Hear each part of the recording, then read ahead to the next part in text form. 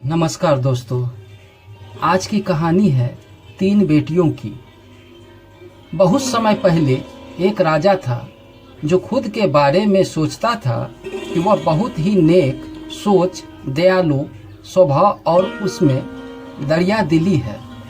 उसे लगता था कि वह स्थिति को सही से समझते हैं, हर बात पर न्याय करने और हर विषय में उचित विचार रखने वाला व्यक्ति है।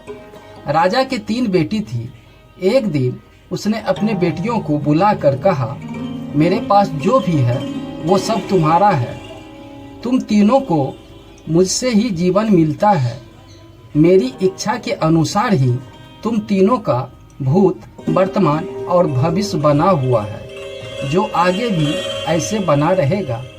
मैं ही तुम तीनों का भाग्य विधाता हूँ। राजा की यह बात सुनकर उसकी 2 बेटी तो शांत मन से राजा की बात में हाँ भी भर दी, लेकिन तीसरी बेटी ने ऐसा नहीं किया। उसने कहा, नहीं, मुझे तो नहीं लगता है कि मैं आपके हाथों में मेरा भाग्य है। राजा यह सुनते ही गुस्से में आ गया।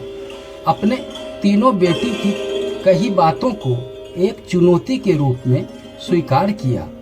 उसने खुद को अपनी तीसरी बेटी के सामने सही साबित करने की ठान ली और उसे जेल में बंद करा दिया। इस वजह से राजा की तीसरी बेटी कई सालों तक जेल में रही। राजा और उसकी बाकी बेटी राजसी जीवन जीते रहे।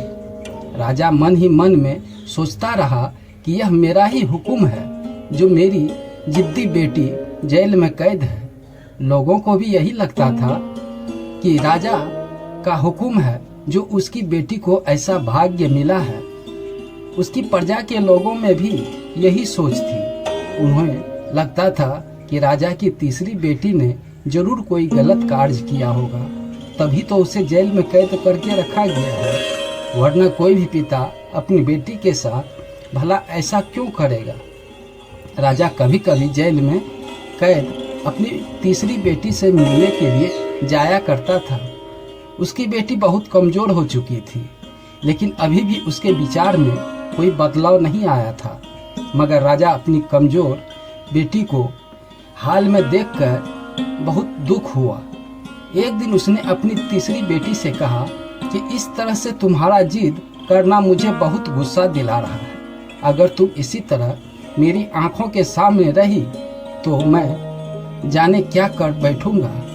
मैं तुम्हें मौत की भी सजा दे सकता हूँ, लेकिन मैं एक अच्छे दिल का हूँ, इसलिए मैंने सोचा है कि तुम अब मेरे राज्य के पास एक जंगल वाली जमीन पर जानवरों के साथ रहोगी। राजा ने आगे कहा कि उस जंगल में सिर्फ उन्हीं लोगों को रखा जाता है जो मेरे आदेश का पालन नहीं करता है। तुमने भी अपनी जिद की वजह से मेरी बात नहीं मानी, इसलिए तुम भी अब वहां मौजूद लोगों के साथ अपना पूरा जीवन काटोगी। इसके बाद तीसरी बेटी को उस जंगल की जमीन पर रहने के लिए भेज दिया गया। वहां वह फल और सब्जी खाने और एक गुफा में रहने लगी। उसके पास पीने के लिए झरने का पानी और ठंड से बचने के लिए सिर्फ सूरज की धूप की ही सहारा थी। वहां खुली हवा में रहते हुए और फल फूल खाते हुए वे जल्द ही पूरी तरह स्वस्थ हो गए। उसने वहां पर खेती करना शुरू कर दिया। गुफा को अपने घर की तरह सजा लिया था और खुशी खुशी वहीं रहती थी। एक दिन वहां एक भटकता हुआ राहगीर आ पहुंचा। उसे देखते देखते ही राजा की तीसरी बेटी से प्रेम हो गया और दोनों खुशी खुशी वहीं रहने लगे। उस जंगल में उन दोनों के अलावा और भी कई लोग रहते थे, जिसकी मदद से उन्होंने उस जंगल को एक शहर के रूप में बदल दिया। कुछ ही सालों में राजा की तीसरी बेटी और वह राहगीर उस शहर के राजा रानी बन गए। अब उनके शहर की चर्चा दूर दूर तक होने लगी। जैसे ही इसकी जानकारी राजा को मिली, वह उस जंगल में सब कुछ देखने के लिए पहुंच गया। जब उसे वहां की राजगद्दी पर अपनी बेटी को बैठे देखा और साथ में एक खूबसूरत युवक को देखा तो उसके तो होश उड़ गए। राजा की बेटी ने अपने महल में अपने पिता का पूरे सम्मान के साथ स्वागत किया। उसने अपने पिता के उसके बुरे वर्ताव पर फैसले के लिए कुछ भी नहीं कहा। जैसे ही राजा वहां बैठा तो उसे एक आवाज सुनाई देने लगी कि जो कह रही थी वह हर इंसान स्वयं ही अपना भाग्य बनाता है, क्यों अन्य इंसान किसी और का भाग नहीं बना सकता। इसके बाद राजा को स्वयं ही अपने गलती पर पछतावा होने लगा और उसने अपने अभी भी बेटियों को अपने भाग्य से आजाद कर दिया।